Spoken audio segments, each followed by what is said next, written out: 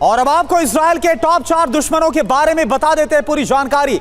सबसे पहले इस्माइल हानिया के बारे में आपको इंफॉर्मेशन देते हैं। इजराइल का दुश्मन नंबर 1 है। छात्र जीवन से हमास के संपर्क में है। ये 2006 में फिलिस्तीन का पीएम बना। ये पूरी जानकारी मोहम्मद दाइफ के बारे में।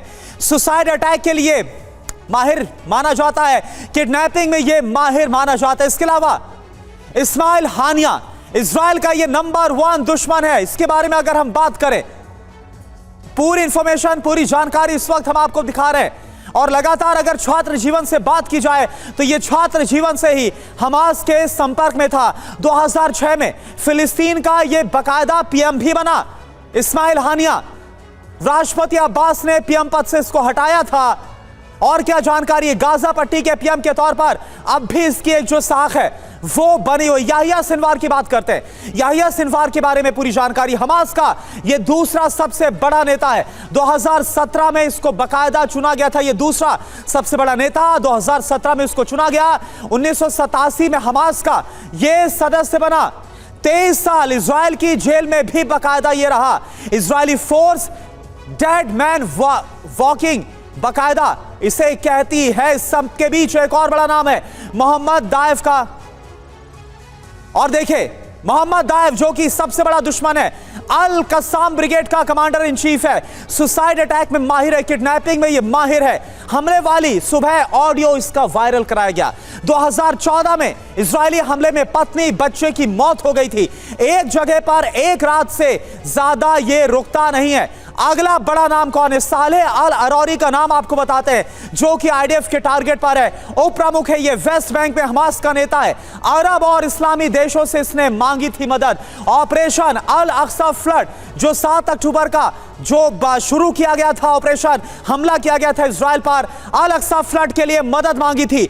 मीडिया में हमास का पक्ष बाकायदा सालेह अल अरौरी रखता है। इस बीच एक और बड़ी खबर आपको बता दे, गाजा पर हमले से पहले बहुत बड़ा खुलासा हुआ है। खुफिया दस्तावेज में गाजा प्लान की पूरी जानकारी नेतन्याहू के करीबी नेता अमीर वेटमैन ने सरकार के सामने रखा। प्लान हमले से पहले 23 लाख लोगों को मिस्र शिफ्ट करने की तैयारी है।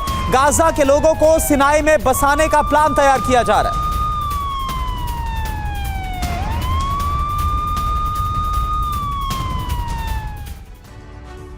तो इजराइल का गाजा प्लान क्या है? गाजा प्लान को लेकर क्या बात चल रही है? किस तरह से आम फिलिस्तीनियों को मिस्र में बसाया जाएगा, उस तरफ भेजा जाएगा? यह आप जरा देखें। इस तरफ अगर आप देखें तो लगातार जो टीवी9 के हाथ खुफिया दस्तावेज लगा है, किस तरह से यह आपको मानचित्र के जरिए नजर आ रहा है कि जो गाजा प्लान है वो होगा क्या? मिस्र की सीमा जो लगती है सीधे गाजा के साथ। बहुत बड़ा खुलासा, हमले से पहले गाजा खाली करने की तैयारी, क्योंकि अब सीधा ग्राउंड ऑपरेशन छिड़ा जाना है। इजराइल के खुफिया दस्तावेज से बाकायदा इस बारे में जानकारी हासिल हुई है। गाजा के लोगों को राफा जो कि दक्षिण की तरफ है, राफा से मिस्र भेजने की तैयारी है।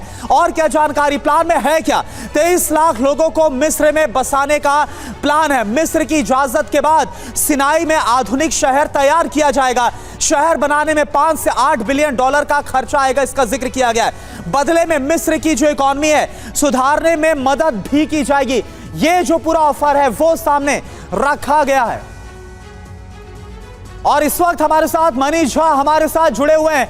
मनीष झा का इस वक्त हम सीधा रुख करते हैं। और मनीष झा, ये देखिए हमारे साथ मनीष झा जुड़ चुके हैं। मनीष, अब ये जो तैयारी, क्योंकि कहा जा रहा है कि आईडीएफ अपना ग्राउंड ऑपरेशन तेज करे, उससे पहले 23 लाख फिलिस्तीनियों को मिस्र भेजा जाना है, इस पर कितनी बात आगे बढ़ती हुई नजर आ रही है?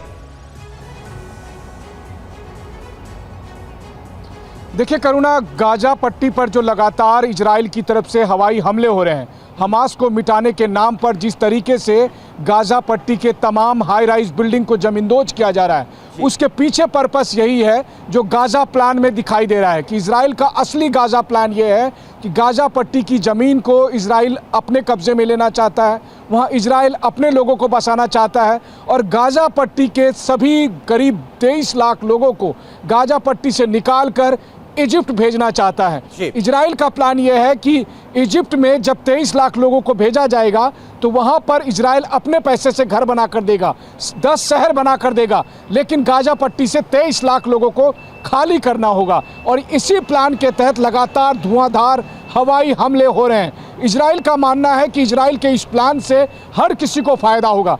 गाजा पट्टी के लाखों लोग इस वक्त जिस अमानवीय हालत में रह रहे हैं कि बहुत कम जगह में लाखों लोग रह रहे हैं, बहुत बुरी हालत में रह रहे हैं, वो सब भी इजिप्ट जाने के बाद बेहतर ज़िंदगी जी पाएंगे।